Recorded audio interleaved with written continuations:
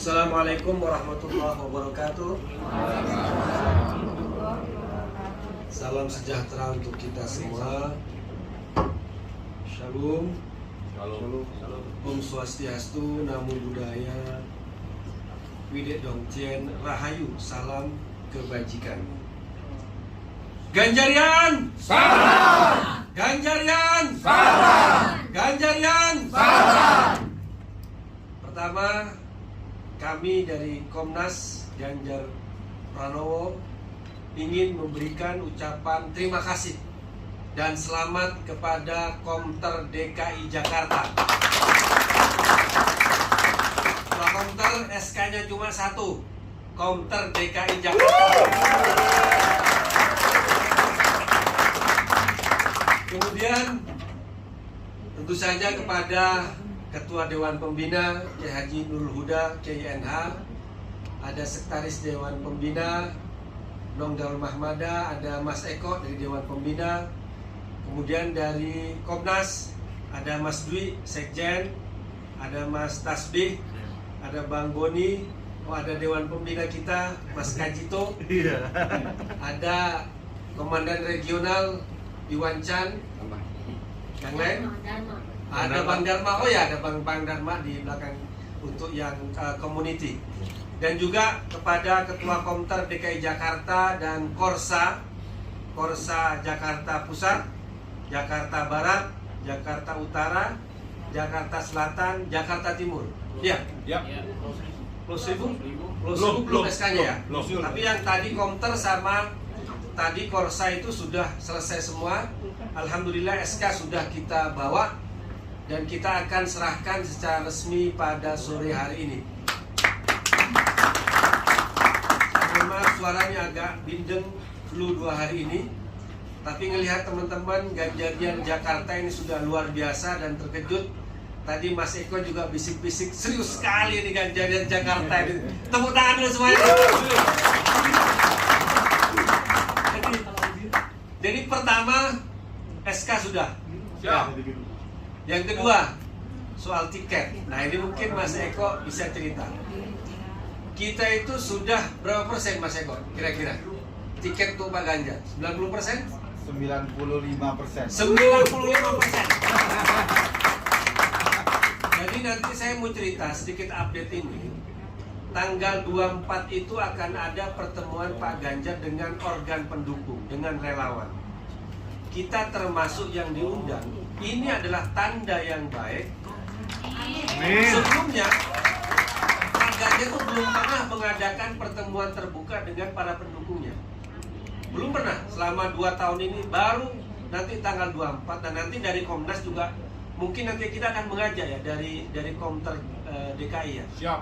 Berapa orang itu nanti jatahnya dari Komnas lah ya. Nanti Siap, Mas Dwi yang akan menyampaikan. Karena nanti juga dibatasi 15 orang bertemu dengan Pak Ganjar tanggal 24, 3 hari setelah Lebaran. Ini tanda yang baik, berarti Pak Ganjar itu sudah diberikan lampu, istilahnya lampu kuning dulu lah, jangan lampu hijau.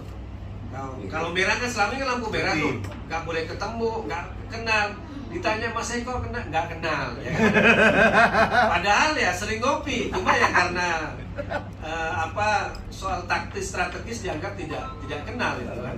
Kenal cokro nggak kenal gitu kan. Nah, tanggal 24 ini akan ada pertemuan Pak Ganjar dengan para pendukung, dengan para relawan, dengan Spartan, dengan kita. Dan kita diberi kesempatan untuk ketemu di Tawangmangu, di Karanganyar, itu rumah orang tua Pak Ganjar di belakang terminal Tawangmangu. Nah itu dibatasi memang hanya 15 orang. Jadi nanti Komnas akan ngasih jatah kepada Komter DKI berapa orang yang bisa ikut untuk ketemu. Tapi intinya ini kalau yang lain mau ketemu itu kesempatan nanti ya. Karena ini saya mau cerita ini karena ini adalah tanda yang baik bahwa Pak Ganjar sudah membuka diri, yang artinya partainya itu sudah memberikan yaitu lampu kuning lah untuk Pak Ganjar untuk siap-siap. Ya, kita nggak tahu nanti pengumumannya kapan, tapi intinya 95% Pak Ganjar akan mendapatkan rekomendasi dari PDI Perjuangan, gitu ya. Ini soal kepastian. yang soal SK sudah, soal kepastian rekomendasi Pak Ganjar insya Allah 95%. Nanti makanya saya juga ajak ketemu nanti di sana. Yang intinya adalah kita jangan lagi berpikir soal kelompok sebelah, soal yang recokin atau soal apa-apa. Kita punya gaspol untuk dukung Pak Ganjar. Kita fokus benar-benar untuk mengerahkan segala kemampuan yang kita punya. Kemudian juga apapun, karena terkait Pak Ganjar ini bukan hanya soal katakanlah soal kepentingan kelompok, tapi ini kan kita berjuang hanya untuk kepentingan negeri kita, untuk Indonesia.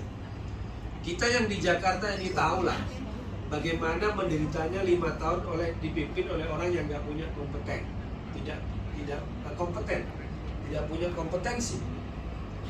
Jalan yang mulus digali dijadiin sumur resapan.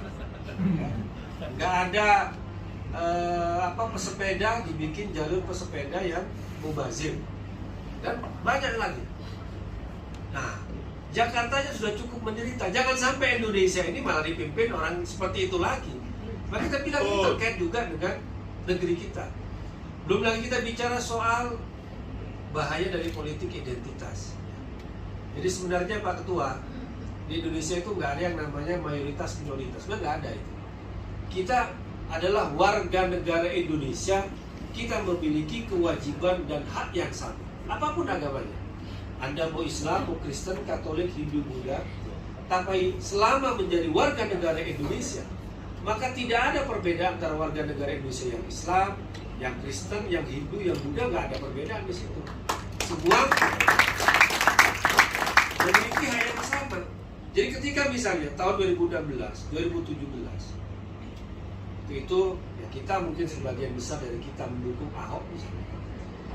Itu kan bukan untuk hanya pembelaan kepada Ahok secara pribadi, tapi pembelaan kepada konstitusi kita, bahwa siapapun warga negara Indonesia, apapun agamanya, mau Islam, mau Kristen, mau Hindu, mau Buddha, dia punya hak yang sama untuk dipilih, untuk menjadi pemimpin.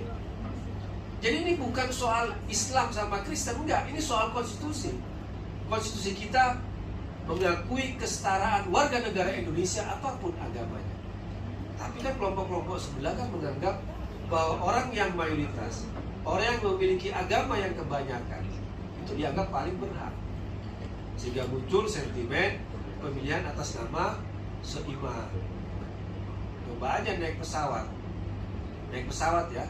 Sebelum naik pesawat tanya pilotnya, agamanya Bapak apa? Kristen, misalnya gitu, Kristen. Yang mau naik kayak saya Islam. Wah, karena Bapak agamanya beda dengan saya nggak mau bersama dengan Bapak. Gitu aja coba. Atau naik mobil, ya kan? Naik Grab atau naik taksi atau apa? Apa kita perlu nanya agamanya si driver itu agar sama dengan kita? Kan tidak kan? Intinya apa? Ini adalah kesetaraan warga negara Indonesia yang memiliki hak yang sama apapun agamanya. Karena Indonesia ini dibangun tidak hanya oleh orang-orang Islam. Ada tokoh-tokoh Islam di situ, Kristen, Katolik, Hindu, Buddha dan sebagainya. Jadi Indonesia ini adalah pertemuan dari semua kelompok-kelompok agama, kelompok-kelompok suku yang memproklamirkan kemerdekaan Indonesia. Bukan Indonesia kalau hanya Islam, karena Indonesia adalah ada Islamnya, ada Kristennya, ada Hindunya, ada Buddhanya, ada Konghucunya dan seterusnya. Dan tidak ada Indonesia kalau hanya ada orang Jawa atau hanya ada orang Betawi. Di Indonesia ada orang Bataknya, ada orang Minang, ada orang Madura, ada orang Dayak, ada orang Flores dan sebagainya. Itu Indonesia. Nah, kebinekaan ini, kesetaraan dalam perbedaan ini yang harus kita rawat bersama-sama. Nah, disitulah kita melihat sosok yang paling tepat untuk merawat kebinekaan kita, untuk meneruskan programnya Pak Jokowi adalah Pak Ganjar Pranowo. Ganjar Pranowo.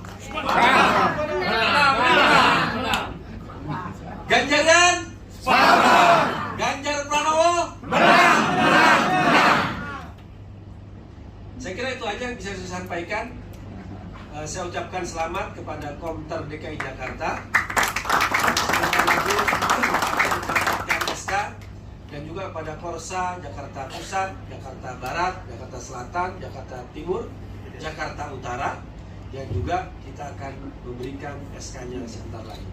Demikian, terima kasih banyak. Mohon maaf apabila ada kekeliruan. Wallahu muwaffiq ila aqwamit thoriq. Wassalamualaikum warahmatullahi wabarakatuh. Waalaikumsalam.